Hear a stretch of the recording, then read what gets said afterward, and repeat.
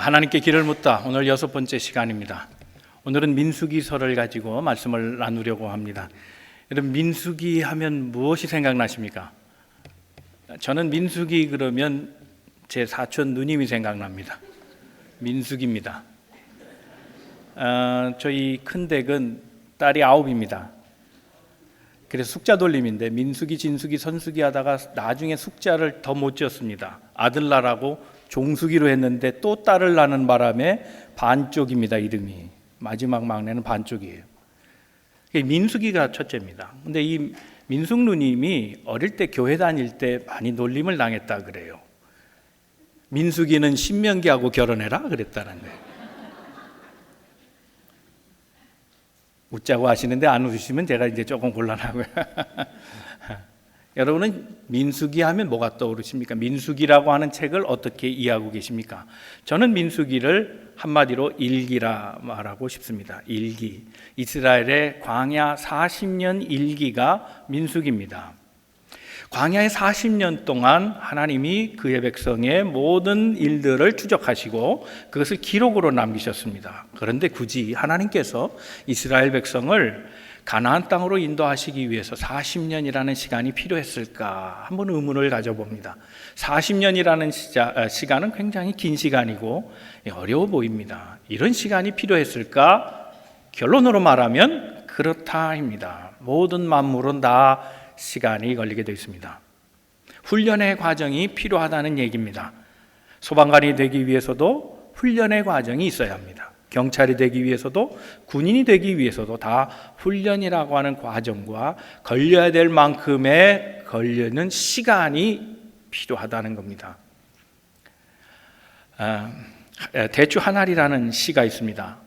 장석주 시인이 쓴 시인데 이연으로 되어 있습니다. 이 시의 내용이 이렇습니다. 대추 하날.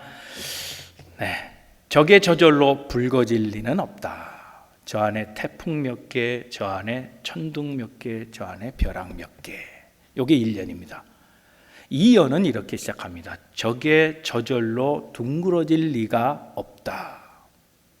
저 안에 무서리, 설이, 추운 설이를 말합니다.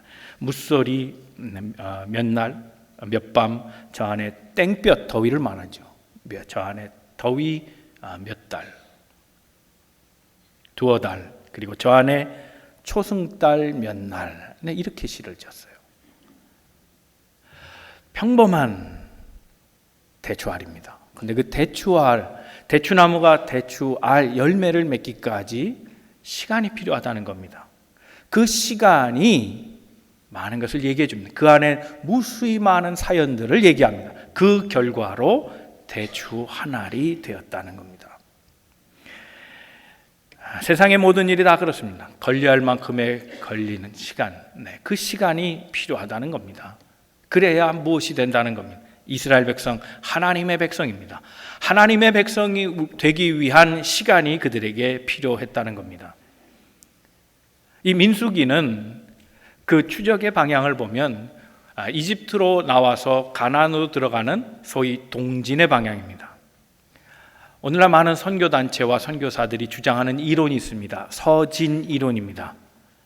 이스라엘로 시작해서 복음은 전 세계로 넘어갔는데 마지막 때에 복음이 도착할 정착지는 이스라엘이라는 겁니다. 그래서 세계는 지금 이스라엘로 다시 향하고 있는 서진의 방향 속에 있다는 겁니다. 그런데 성서에서는 서진을 말한 적이 없습니다. 모든 기록은 다 동진입니다. 동쪽 방향으로 향하고 있다는 겁니다. 그 동쪽은 무엇이 있는 것입니까? 태양이 뜨는, 빛이 시작되는 점이라는 겁니다. 동쪽엔 가나안이 있습니다. 우리 인생은 서쪽으로 가는 인생이 아닙니다. 그 서쪽은 세상의 곳입니다. 우리 인생의 광야길은 동쪽을 향해 가는 겁니다. 하나님의 빛을 보고 가는 겁니다. 영적인 가나안, 영원한 천국을 바라보고 가는 것이 우리 인생입니다. 오늘 우리 살아가는 인생의 삶의 여정 잠시 멈추고 우리의 길을 다시 하나님 앞에 물어보고 우리의 인생의 방향이 하나님께로 다시 조정되기를 바랍니다. 오늘 말씀을 통해서 우리 삶을 인도하시는 하나님을 만나시고 우리를 영적인 가나안으로 천국으로 인도하시는 하나님께 마음을 두고 우리 남은 인생의 여정 잘 감당하는 믿음의 성도들 다 되시기를 주님의 이름으로 축원합니다. 우리 옆에 서로 권면하시고 말씀 듣겠습니다. 하나님은 오늘도 당신을 향한 계획을 가지고 계십니다.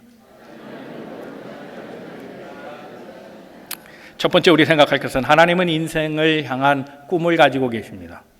지금 우리가 함께 얘기한 거 아닙니까? 당신에게 하나님의 뜻이 있습니다. 오늘 하나님은 우리 향한 인생의 꿈을 가지고 계신 분이라는 겁니다. 오늘 본문의 말씀 1절을 한번 같이 읽겠습니다. 시작. 이스라엘 자손이 애굽 땅에서 나온 후 둘째 해 둘째 달 첫째 날에 여호와께서 시내 광야 회막에서 모세에게 말씀하여 이르시되, 하나님께서 모세를 향해 백성을 모아라 말씀하십니다. 그때가 언제냐 하면 둘째 해라 그러시면 둘째 해 둘째 달 첫날 이랬습니다. 좀 복잡해 보이지만 내용은 이런 겁니다. 이스라엘 백성이 광야로 들어온 지 1년을 지난 때입니다. 이제 2년 차가 된 겁니다. 2년 차 둘째 달에 하나님께서 그들 백성을 모아서 너희 백성을 한번 수를 세어봐라, 계수하라, 인구를 센서스하는 겁니다. 인구 센서스 작업을 하고 계시다는 겁니다. 그러면 하나님께서 첫 해에는 뭘 하셨는가? 공식적인 행사는 아무것도 없습니다. 아마 이 1년은 다 장막을 칠 터를 잡았는지 모르겠습니다. 어디에다가 우리가 기숙을 해야 하는가, 그걸 찾았는지도 모르겠습니다. 어쩌면 1년이라는 시간은 광야로 들어가면서 그 전에 가졌던 노예로서의 삶을 청산하는, 세탁하는 과정, 독성을 빼는 시간이 아마 1년쯤 됐는지 모르겠습니다. 여하튼 첫 해에는 거의 공식 행사가 없었습니다. 그리고 둘째 해에 하나님께서 첫 번째 행사를 얘기해 주시는데 그게 둘째 해 첫째 달에 있었습니다. 민수기는 둘째 달의 얘기를 얘기합니다. 그러면 첫째 달에 한 일은 무엇인가? 출애굽기 40장 17절에 나와 있습니다. 다 같이 한번 말씀 읽겠습니다. 시작. 둘째 해 첫째 달 곧 그 달 초하루에 성막을 세우느니라. 즉 광야로 들어와서 13개월 되던 때에 하나님께서 무엇을 명하셨습니까? 성막을 지어라 그랬습니다. 그리고 둘째 달, 즉 14개월째 됐을 때 하나님이 뭘 명하십니까? 인구를 조사하라 그랬습니다. 계수하라 말씀하십니다. 왜 하나님께서 계수하라고 하십니까? 하나님의 꿈을 이루기 위해서 그렇게 하셨습니다. 하나님의 꿈을 이룰 대상자로 이스라엘을 선택했다는 것을 말씀하고 있는 겁니다. 이 수로 시작하리라 하는 뜻입니다. 이만큼의 수요로 나는 내 일을 하겠다라고 이스라엘에게 통보하시는, 공식적으로 어나운스 하시는 그 말씀이라는 겁니다. 하나님은 그들을 택하셨습니다. 그런데 생각해 보십시오. 우리가 그들을 한번 한번 생각해 보자고요. 이들이 정말 하나님의 꿈을 이룰 수 있는 스펙, 그 자격을 갖고 있는 사람인가 하는 겁니다. 1년 동안 그들은 아마 과거의 독성을 빼는 작업을 했을 겁니다. 그러나 이들이 노예로 산 시간을 생각해 보십시오. 무려 400년입니다. 400년의 노예 생활을 1년에 뺀다는 것은 불가능한 일입니다. 모든 일엔 관성이 있습니다. 사람의 습관도 관성이 있습니다. 영적인 관성도 우리에게 존재합니다. 그래서 갑자기 서려고 해도 설 수 없는 겁니다. 갑자기 의로운 백성이 되려고 해도 노예로 살다가 하나님의 백성 되는 것은 그렇게 쉬운 일은 아닙니다. 그들의 몰골을 보십시오. 옷 한 벌밖에 없습니다. 그들이 배운 지식이 있습니까? 없습니다. 그들은 노예로 살았기에 정규 교육을 못 받았습니다.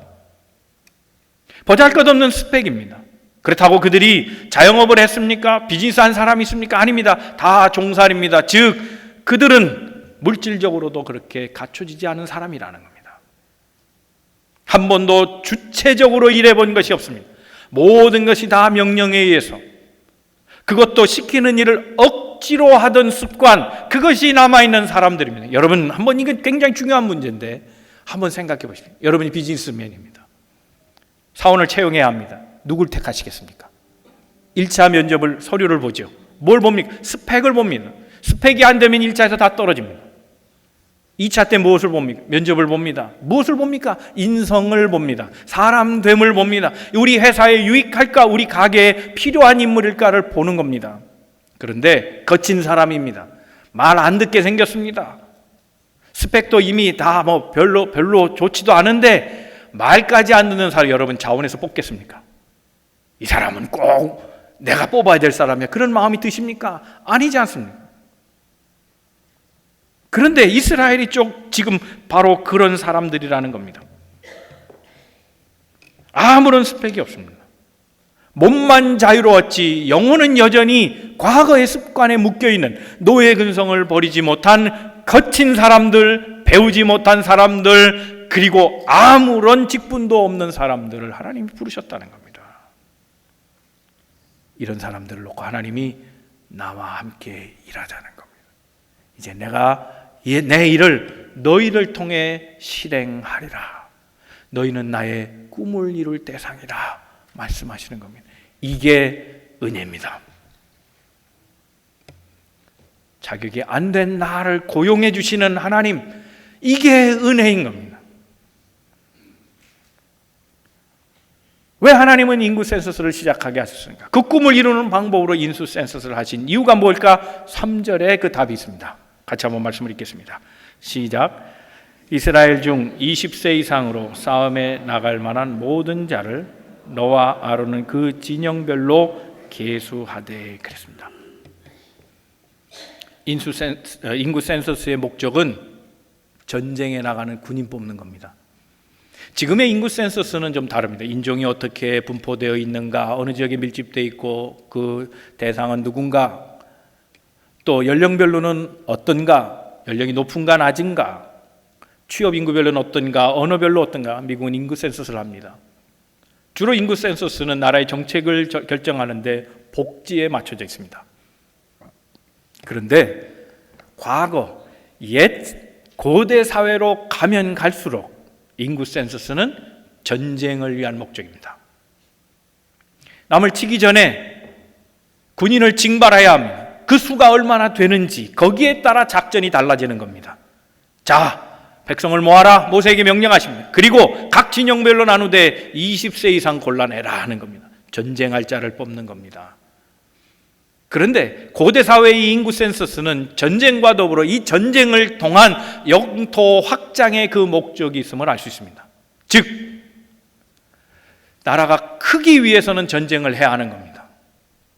하나님께서 인구 센서스를 명령하신 것은 하나님께서는 이들 민족을 선택하사 이들로 확장하려고 하는, 더 넓게 큰 사업을 하려고 하는, 더 큰 계획으로 그들의 세력을 넓혀주시려는 큰 축복 가운데 무수한 민족으로 만들어내기 위한 하나님의 계획 가운데 그 첫 시작이 인구조사라는 겁니다. 하나님이 늘리기를 원하시면, 확장키로 마음만 먹으시면, 하나님이 그 민족을 번성케만 하시려면, 하나님이 그 사람을 통해 큰 영향력 미쳐서 하나님의 일을 하시고자 한다면 하나님은 하실 수 있는 분인 것을 오늘 본문에서 알 수 있습니다. 때때로 우리가 하나님의 백성이다라는 것이 쑥스러울 때가 있습니다. 미안할 때가 있습니다. 그렇지 않나요? 여러분 어떠세요? 하나님은 오늘도 당신을 향한 계획을 가지고 계십니다. 이거 할 때 어떤 분이 그러더라고요. 목사님 이제 그건 그만합시다. 꼭 그걸 얘기해야 합니까? 이유가 뭡니까? 이유인즉 우리가 하나님의 백성이라고 말하기 부끄럽게 살아왔다는 거예요. 그걸 말하는데 너무 부족한 거예요. 왜요? 하나님의 온전성, 그거 앞에 나는 너무 부족해요. 하나님의 완전성, 그거 앞에 나는 너무 실수와 허물이 많은 사람이에요. 하나님의 크심 앞에 나는 너무 작아요. 그런데 나는 하나님의 백성입니다. 나는 하나님의 사랑받는 자입니다. 당신을 통해서도 하나님의 뜻이 있습니다. 내가 그럴 말할 만한 자격이 없다는 거예요. 그래서 그거 하기가 너무 쑥스럽다는 거예요. 그러나 여러분 기억하십시오. 우리가 하나님을 선택한 것이 아닙니다. 스펙이 안 돼도, 자격이 안 돼도, 우리 허물이 있어도, 늘 실수해도, 우리 온전하지 않아도 하나님이 선택해 주신 거예요. 나는 하나님의 백성인 거예요. 여러분 한번 같이 따라해 주시겠습니까? 나는 하나님의 백성입니다. 나는 하나님의 백성입니다. 옆에 분들 한번 권면해 보실까요? 하나님은 오늘도 당신을 향한 계획을 가지고 계십니다. 이제 좀 되시죠? 되시죠? 아멘입니까? 이 확신을 갖고 하세요. 하나님은 하나님의 큰 꿈을 이루기 위하여 나를 선택해 주셨다는 것. 하나님의 꿈을 위하여 나를 선택해 주신 그 하나님을 기억하고 내 부족과 허물을 그것을 말하지 아니하시며 사랑한다 하시는, 나를 불러주시고 괜찮다 괜찮다 말씀하시는 그 음성 듣고 믿음 안에 서가는 우리 모든 만남의 성도들 다 되시기를 주님의 이름으로 축원합니다. 두 번째 우리 생각할 것은 하나님의 꿈을 이룰 자로 우리를 부르셨습니다. 자, 이제 좀 더 하나님이 당신의 꿈을 우리에게 말씀해 주시고 그 꿈을 이루신다고 하는 것에 좀 구체적으로 좀 생각해 보려고 합니다. 자, 이스라엘은 이집트에서 400년 동안 어떤 일도 자기들이 결정하여 주체적으로 일해 본 적이 없습니다. 어쩌면 그들에게는 책임의식이라는 것은 그러므로 배워본 적이 없는 사람일 겁니다. 가진 것도 없고 배운 것도 없고 오랜 노예 생활 속에 소심해졌습니다. 인생이 적극적이지 않은 겁니다. 시키는 일만 하다 보니까 꿈도 없고 소극적으로 소심해지고 연약해져 버렸습니다. 그런데 이런 이스라엘을 하나님이 쓰셨습니다. 내가 너를 사랑한다. 너를 축복한다. 너에게 나의 꿈을 맡긴다 말씀하십니다. 이게 얼마나 좋아요. 내게 맡기신다면 얼마나 좋을까요? 나와 함께 하자. 내 꿈을 이룰 자를 너를 선택했다. 이 음성을 듣는 게 얼마나 좋을까요? 어느 초등학교에서요, 생활시험 문제를 냈습니다. 근데 문제가 이런 겁니다. 우리가 엄마를 도와드릴 때 엄마는 뭐라 말씀하실까요? 그게 이제 질문이에요. 우리가 엄마 도와드릴게요 하면 엄마는 뭐라 하실까? 그 예상되는 답을 쓰라는 거예요. 그런데 이렇게 쓴 아이가 있답니다. 너는 나가 노는 게 도와주는 거야. 엄마가 너는 도와주지 말고 그냥 나가 노는 게 도와주는 거야. 야야야 비켜 이랬다는 거예요. 근데 이 말이 없어져. 근데 살짝 실소로 바뀌면서요, 제가 더 웃을 수 없었어요. 만약 하나님께서 저에게 너는 아무 일도 안 하는 게 나 도와주는 거야, 그렇게 말씀하시면 어떡해? 넌 나가 노는 게 나 도와주는 거야. 나는 주님의 일을 도와준다고, 하나님의 일을 하겠노라고 자원하고 하나님의 일이라고 충성하고 봉사했는데 그 일이 하나님에게는 거치는 일이 되고 말썽 피우는 일이 되고 그릇도 깨고 때도 덜 닦으면서 설거지 했다 그러고 쓰레기는 버리지도 않아 놓고 청소 다 했다고 말하면, 그러면 그게 부모를 바다하는 것처럼 내가 한 일이 오히려 실수투성이고 오히려 일을 망가뜨려 놓은 일이라면 하나님을 바다하는 일 아닌가, 그런 생각을 해보았다는 겁니다. 벨기에 캐톨릭의 그 카디널 그 추기경 가운데 하나가 조셉 스웨넨스라고 하는 사람이 있습니다. 이 조셉 스웨넨스라고 하는 사람이 강론에서 이런 어록을 남겼습니다.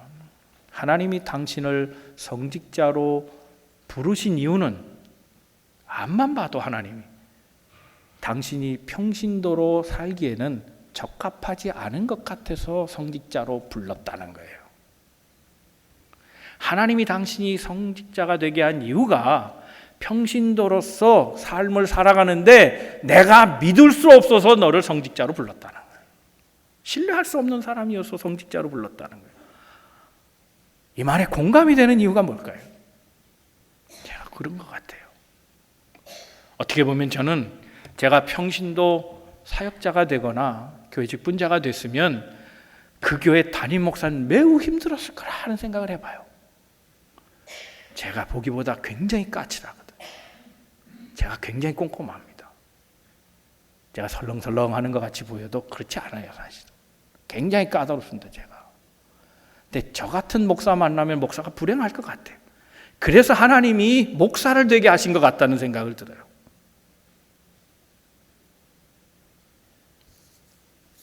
어떻게 생각해 보면 우리 인생이 다 그렇지 않을까요? 자격이 안 되는 사람을 하나님이 높여주신 거예요. 맞지도 않은 사람을 하나님이 맞아 그러고 써주신 거란 말이에요. 되지도 않은 사람을 됐어 그러고 하고 받아주신 거란 말이에요. 이게 은혜라는 사실이에요. 우리가 구원받을 만한 자격이 있습니까? 하나님의 백성입니다라는 말할 자격이 있습니까? 나는 하나님의 사랑받는 사람, 그래서 하나님 많이 사랑해 주세요라고 말할 수 있는 자격을 가진 사람이 우리 가운데 있냐는 거예요.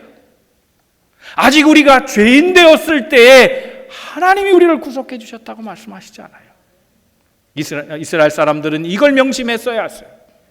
이사야서 41장 14절 말씀에 이렇게 말합니다. 예의 버러지야 얘기합니다. 말씀 한번 읽어보죠. 같이 읽겠습니다. 시작.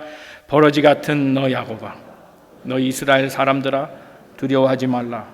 나 여호와가 말하느니 내가 너를 도울 것이라. 내 구속자는 이스라엘의 거룩한 이인이다. 버러지 같은 야곱아, 야곱 이스라엘입니다.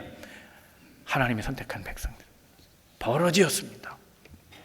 세번역 성경에는 이것을 이렇게 표현합니다. 지렁이 같은 너 야곱아. 그러면 지렁이란 말합니다. 영의 성경도 worm, 지렁이라 그래놨습니다. 지렁이가 더 가까운 말이에요. 지렁이가 더 나빠요? 버러지가 나빠요?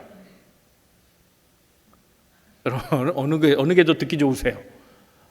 그 인문학으로 말하면, 인문학적인 표현으로 말하면 도끼니 개끼니예요. 그게 버러지나 야곱이나 지렁이나 그게 그거죠.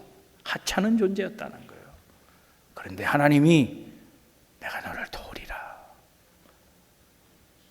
너는 두려워하지 말라. 내 구속자가 하나님 나다라는 거예요. 생각해보면 다른 민족보다 더 한심한 민족이 이스라엘입니다. 영토가 있습니까? 없습니다. 주권을 아는 민족입니까? 주권도 없습니다. 교육 시스템이 잘된 나라입니까? 아닙니다. 경제적으로 부강한 나라입니까? 아닙니다. 군대가 있습니까? 군사력도 벌벌 일 없는 나라입니다. 수라도 많습니까? 아닙니다. 얼마 되지 않은 민족 가지고 하나님이 하나님의 꿈을 이루시겠다는 겁니다. 다른 민족보다 너의 민족을 더 위에 놓겠다고 말씀하신 겁니다. 이게 꿈이냐 생시냐.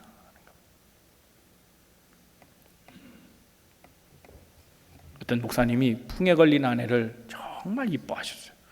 매일 교인들 앞에서요, 우리 와이프 이쁘죠? 이뻐요. 아유 참 이쁘다 그러셨어요. 근데 그 사모님은 사실 반신불구예요. 풍을 맞아서 절반을 못 써요. 거기다 구안화사가 겹쳐서 와서 이 얼굴 모양이요, 이 아래쪽에 흰자위가 반 정도 보이고요, 이게 한쪽이 툭 튀어나왔어요. 말도 안 되고 입이 안 다물어져요. 눈도 떠 있죠, 입도 항상 벌어져 있죠. 얼굴 반쪽이 이렇게 툭 튀어나왔는데 뭉그러졌어요. 대칭이 안 돼요. 걸음걸이도 한쪽이 앞서요. 삐뚤어 걸었어요. 한쪽은 못 쓰고. 근데 목사님이 늘 이쁘다 이쁘다. 목사님 이제 돌아가셨는데 그 목사님 돌아가실 때까지 손을 잡고 가셨어요. 항상 넘어질까 봐 손을 잡고 가셨어요. 제가 교육전도사 때 모시고 계시던 분이에요. 이쁘다는 거예요. 자, 객관적으로 말하면 안 이뻐요. 하나도 안 이뻐요. 근데 아니 자기 남편이 이쁘다는데 그렇지 않아요. 내 안에 내가 이쁘다는데 누가 뭐라 그랬어요? 그거 사랑 아니에요. 그 사모님 그런 사랑을 받고 사셨어요. 다른 사람의 의견이 뭐가 그렇게 중요해요? 내 스펙이 뭐 그렇게 중요해요? 누가 자격을 운운할 거예요? 하나님이 나를 사랑하신다는데, 하나님이 나를 사랑하신다는데, 하나님 나를 사랑하시니 복되고도 기쁘도다. 여러분, 하나님 나라 계획 안에서 주께서 나를 보시면 나는 선택받은 민족이요 사랑받는 자라요 거룩한 제사장이요 거룩한 나라가 될 수 있음을 기억해야 할 것입니다. 모든 인생에는 하나님의 계획이 있다라는 책을 쓴 오스왈드 샌더스가 하나님의 인도하심에 대한 9가지 오해를 그 책 안에 써놨어요. 9개를 다 말씀드릴 수 없는데 2가지만 제가 설명을 드릴게요. 한 가지는 이런 겁니다. 일이 잘 풀리는 것은 무조건 하나님의 신호임으로 그대로 밀고 나가야 한다는 생각은 잘못된 오해다 그랬어요. 요나를 얘기합니다. 요나는 자기 뜻대로 모든 일을 행해 나갔어요. 잘 되는 줄 알았죠. 그러나 하나님이 그를 스탑시켰어요. 자기 뜻대로 밀고 나가면 된다고 생각했어요. 아무도 그를 막을 자가 없어요. 니느웨 가서 니느웨 백성들을 구원하라 말씀하실 때 그는 자기의 뜻대로 다시스로 방향을 옮겼어요. 잘 되는 것처럼 보였죠. 하나님이 막으시면 거기서 끝이에요. 또 하나 오해가 있어요. 그 반대 경우, 기회의 문이 닫히면 다 끝났다고 생각하는 것, 그것이 잘못된 오해라는 거예요. 우리는 장애물을 만나면 쉽게 주저앉아요. 여기까지인가 보다.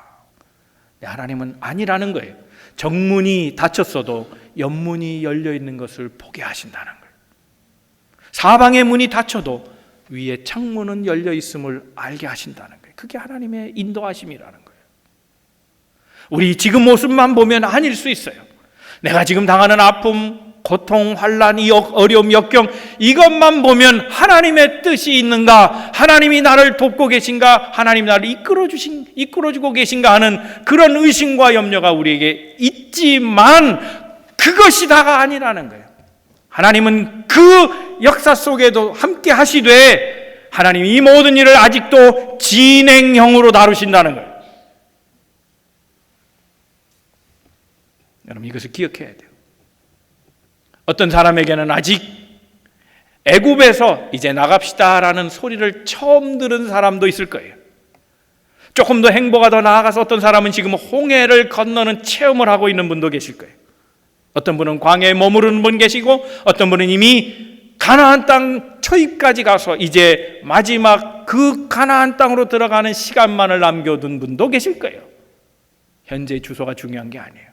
이 모든 과정에서 하나님이 우리를 다루고 계시고 하나님 궁극적으로 우리 모두를 다 가나안 땅으로 인도하신다는 사실을 아는 것, 그것이 중요해요.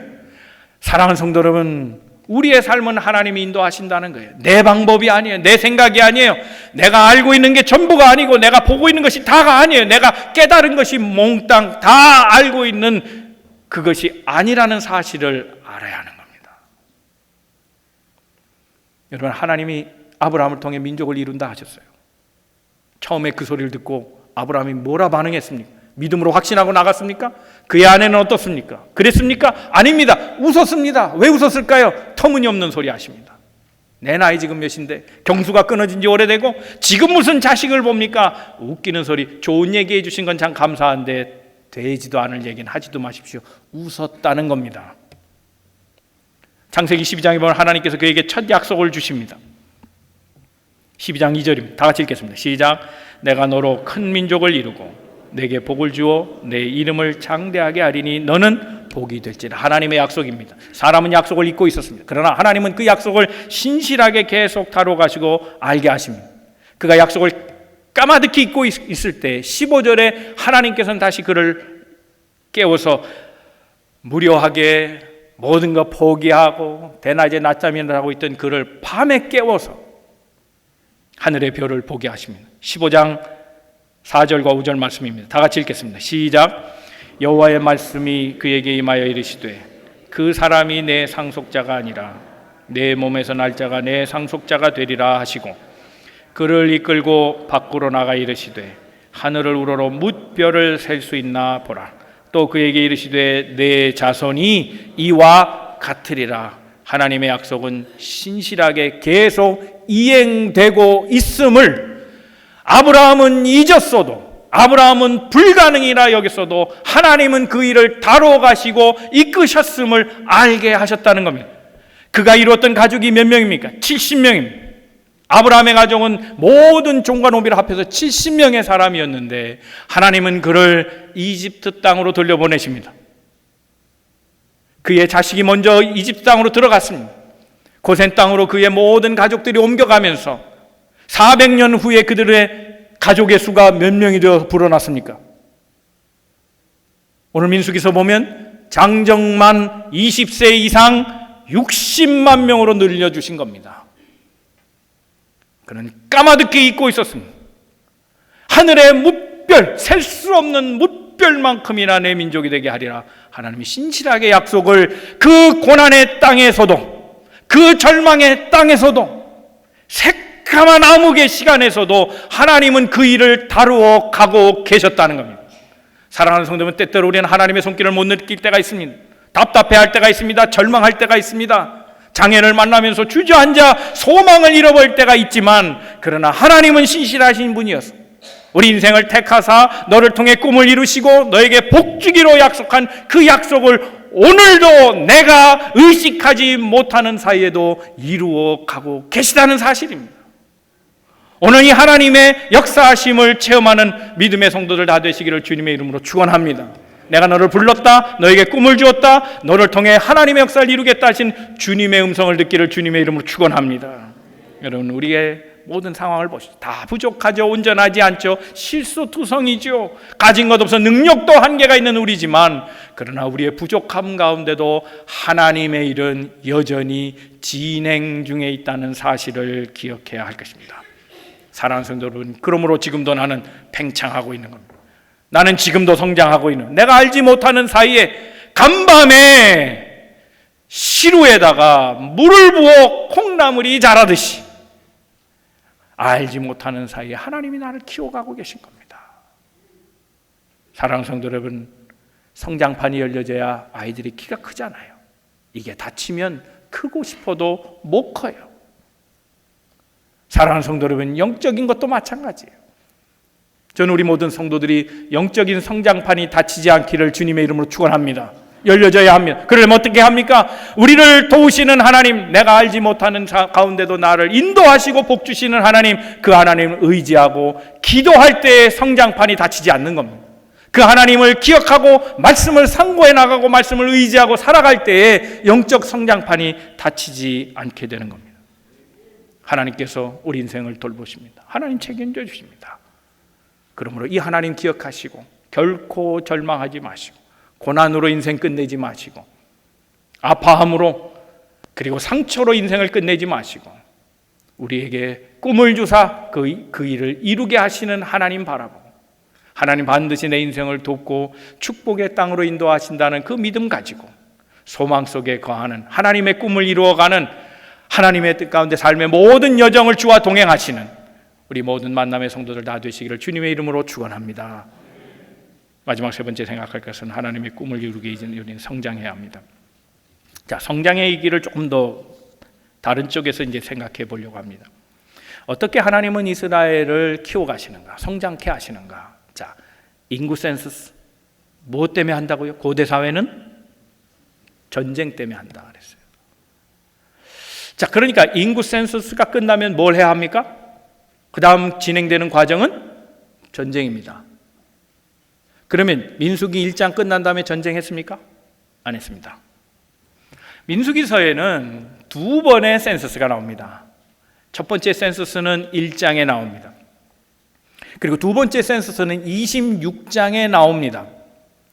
첫 번째 인구 센서스 1장은 이스라엘이 광야 생활을 시작하는 초입이고, 두 번째 센서스는 광야 생활이 끝나는, 즉 가나안 땅으로 들어가기 바로 직전에 행해진 바로 그때 시점에 이루어진 센서스라는 겁니다. 그러면 실제 전쟁은 언제 일어났습니까? 두 번째 센서스가 끝난 다음에 전쟁이 시작된 겁니다. 이해가시죠? 그렇다면 지금 오늘 우리가 읽은 첫 번째 센서스는 과연 무엇을 위한 것이냐는 겁니다. 분명히 전쟁을 위한 것인데 이 전쟁은 어떤 전쟁이냐? 영적 전쟁입니다. 우리 그리스도인들이 싸우는 싸움은 무엇입니까? 우리의 싸움은 혈과 육의 싸움이 아니라 영적인 싸움이라 그랬습니다. 두 번째 인구 센서스는 혈과 육의 싸움입니다.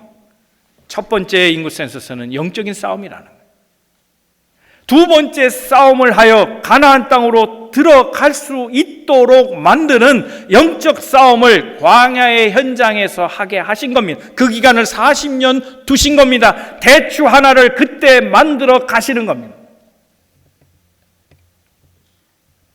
이들이 싸워야 될 영적 싸움이 뭡니까? 인내의 싸움, 소망의 싸움, 섬김의 싸움입니다. 순종하는 싸움입니다. 이것을 노예 때는 해보지 않았습니다. 노예 때는 순종은 했으나 억압에 의한 순종이었습니다. 자원하여 하나님 따르는 법 배우지 못했습니다. 노예 때는 억지로 참아야 했습니다. 그러나 지금은 기쁨으로 참아야 되는 삶을 살아야 되는 겁니다. 이게 세속적 참음과 영적인 참음의 차이입니다. 세속적 투쟁과 영적인 투쟁의 다름입니다. 우리가 진정 싸워야 될 싸움은 높아지기 위한 싸움이나 더 갖기 위한 싸움이나 누르기 위한 싸움이 아닙니다. 우리의 싸움은 하나님의 사람으로 서야 하는, 하나님의 사람으로 서기 위한 싸움입니다. 즉 어떤 삶의 형편에도 하나님의 체질을 갖는 훈련, 이것이 광야에서 배워야 하는 훈련이었습니다. 이 싸움을 지금 이스라엘 백성이 해야 하는 것이었습니다.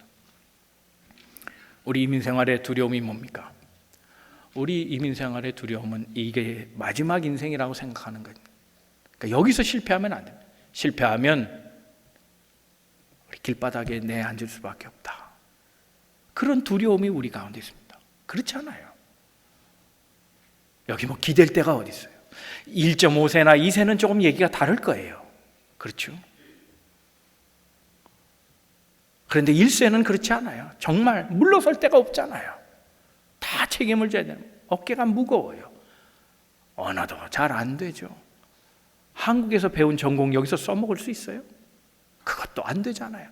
생판 낯선 일 해야 되고요, 경험도 없는 일 해야 하고, 펜대 잡던 분이 여기 와서 좀 속된 표현, 시쳇말로 노동일 해야 되나? 노가다, 노동일. 이게 쉬운 일이냐 말이에요. 그런데 여기에서 밀리면 돌아갈 수가 없어요. 이게 마지막이에요. 그리고 우리 인생이 늘 불안한 거예요. 그래서 우리는 투잡, 쓰리잡 해오고, 1세 여러분들 그렇게 고생하시잖아요. 옛날에 다 그런 경험이 있으셨잖아요. 세상에 제일 어려운 일이 두 가지가 있대요. 하나는 남의 주머니에 있는 돈을 내 주머니로 옮기는 거라는 거예요. 그렇죠? 그거 쉬워요? 어렵죠. 백인 주머니에 있는 돈 내 돈, 흑인 주머니에 있는 돈 내 돈, 그게 쉽냐고요? 어려운 일이에요. 근데 그걸 하는 사람을 우리는 비즈니스맨이라고 합니다. 또 하나 어려운 게 있대요. 내 생각을 다른 사람에게 주입시키는 거, 이게 진짜 어렵대요. 그거 어렵잖아요. 그거 하는 사람을 교사라고 말합니다. 그런데 이 둘을 잘하는 사람이 있대요. 아내래요, 와이프래요. 와이프는 남편 돈 다 뺏고, 말 안 들으면 큰일 나요. 머릿속에 쏙쏙 기억해 놔야 돼요. 그걸 잘한대요. 우리 인생이 다 불안합니다. 다 염려하십니다. 삶이 힘듭니다. 아까 초등학교 시험 문제 얘기했는데 그 비슷한 얘기 하나가 또 있어요. 선생님이 답안에 이제 쓰라고 한 거예요. 질문이 뭐였냐면 술을 먹고 거리로 나가서 크게 소리 지르고 노래하는 것을 사자성어로 뭐라 하냐. 아이들이 사자성어를 알 리가 있나요? 한자를. 그러니까 힌트를 하나 줬어요. 끝은 가로 끝난다 그랬대요. 가. 답이 뭐겠어요? 고성방가죠. 그렇죠. 우리 어른들은 알잖아요. 애들은 몰라요. 그러니까 이상한 답들이 많이 나왔대요. 어떤 애는 고음불가 그랬대요. 또 어떤 애는 이렇게 썼대요. 미친 건가? 근데 정말 희한한 답이 하나 나왔어요. 아빠인가?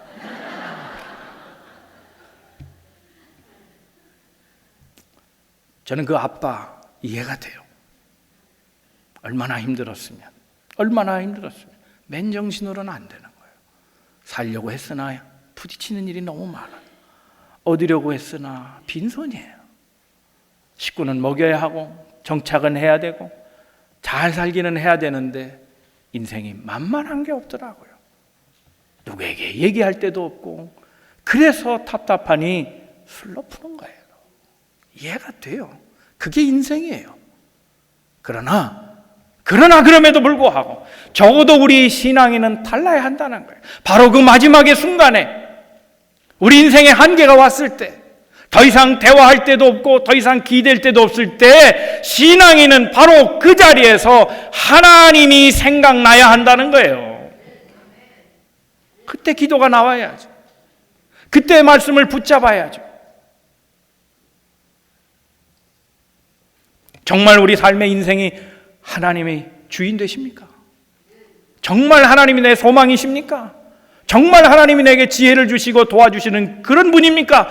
일상의 말에서 그냥 쉽게 얘기하지 말고 정말 위기의 상황에 그렇게 고백할 수 있어야 한다는 거예요. 여러분, 기도 중요하죠. 많이 하는 것 중요하고 오래 하는 것 중요하고 자주 하는 것 다 중요해요. 그러나 정말 중요한 것은 단 1분 아니 몇 초라도 정말로 하나님 날 도와주세요. 날 도울 분은 하나님밖에 없어요.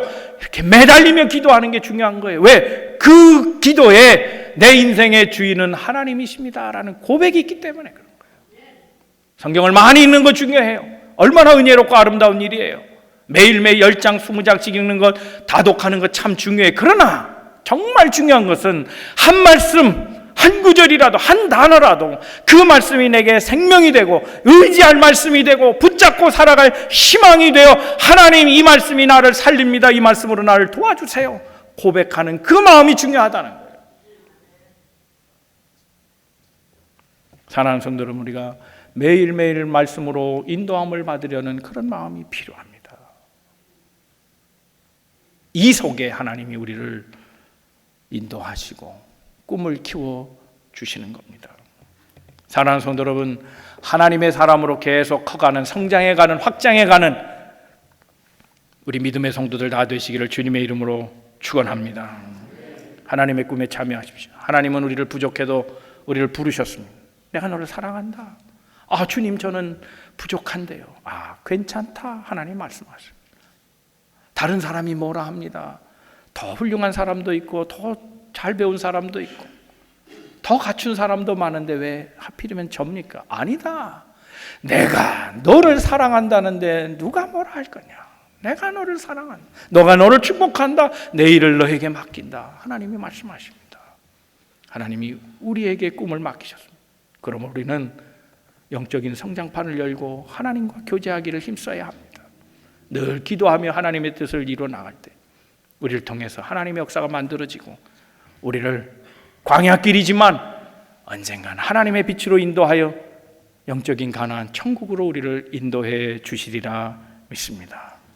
이 시간 하나님은 우리 모두에게 꿈이 있다 말씀하시는 그 음성을 듣고 그 음성 속에 희망을 가지시고 믿음으로 확신하셔서 우리의 남은 인생길 주와 함께 동행하는 믿음의 성도들 다 되시기를 주님의 이름으로 축원합니다.